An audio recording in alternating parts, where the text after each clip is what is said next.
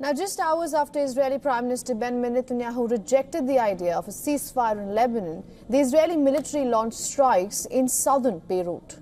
Several explosions were heard in the capital's Herat Hirik area, and plumes of black smoke could be seen billowing between buildings following strikes which hit shortly after Israeli military ordered the residents to leave. The IDF targeted Beirut's southern suburbs after days of the areas being spared strikes. Earlier, Israeli Prime Minister, rejecting any truce with Hezbollah, insisted on creating a buffer zone along Israel's border with Lebanon with no presence of Hezbollah fighters. Netanyahu's statement came after Hezbollah's deputy leader, Naim Qassem, in a defiant televised speech, threatened to expand the scope of its missile strikes across Israel. Early Wednesday, Israel's military reported around 50 projectiles fired from Lebanon at the country's north, without any reports of casualties. While on Tuesday, Iran-backed Hezbollah said it launched a large salvo of missiles at the town of Safed. The IDF bombed several areas in southern and eastern Lebanon, including in the Bekaa Valley, where a hospital in Baalbek city was put out of service on Tuesday. It also said that it captured 3 Hezbollah fighters in southern Lebanon. Lebanon's health ministry says that at least 9 people were killed on Tuesday in the strikes in southern region, and 5 others, including 3 children, were killed in the east. All this while the United States raised concerns with Israel over the nature of its bombing campaign in Beirut in the past weeks. U.S. State Department spokesperson Matthew Miller has said that the civilian death toll was among Washington's major concerns in Lebanon.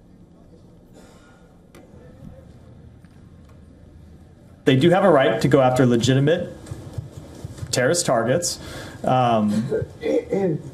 We see Hezbollah continue to operate across Lebanon, and Israel does have a right to defend itself against those terrorists who pose a threat to the state of Israel.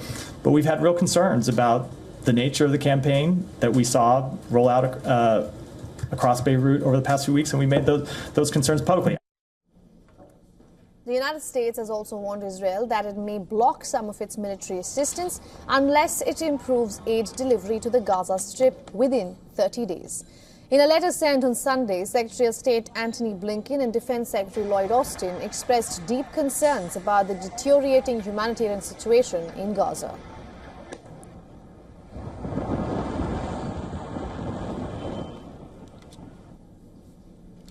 Now, correspondent Jody Cohen, who is reporting from Renana, talks about Israel's reaction to Washington's warning linking military aid for Israel to the humanitarian situation in Lebanon.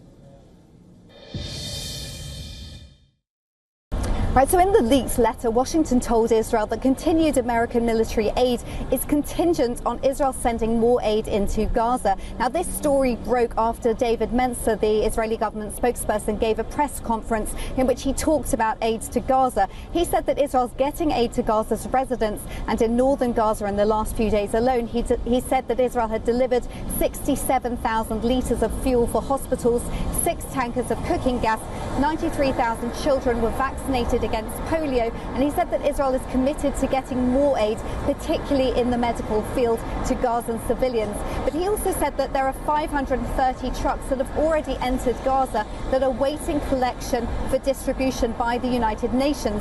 We know that an Israeli official has said that Jerusalem is reviewing this letter that's come from the US officials.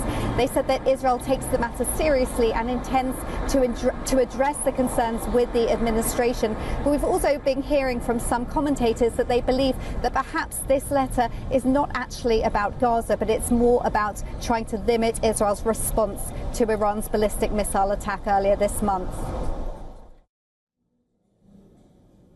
The United States is against Israel targeting Iran's nuclear and oil sites. In this context, we asked Jody about Israel's military freedom. So President Biden has made clear that he's against Israel targeting Iran's nuclear or oil sites. Israel has said that they would always listen to their closest allies, particularly the US, but that ultimately they'll make their final decision based on Israel's national interests. Now, Israeli government spokesperson David Mencer said this has always been the case. This is the case with any country that takes its security seriously, and that the US understands that. The US, we know, has also been against Israel's near daily strikes in Beirut, although they support targeting Hezbollah. in limited operations.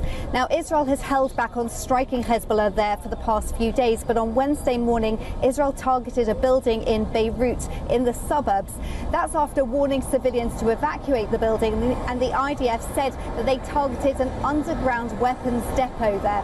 Now, the US and Israel, we know, are coordinating closely. Commentators believe that Israel would definitely consider America's perspective before taking any action, but that ultimately Israel's defending itself on 7 fronts against Iran and its proxy terror groups across the region.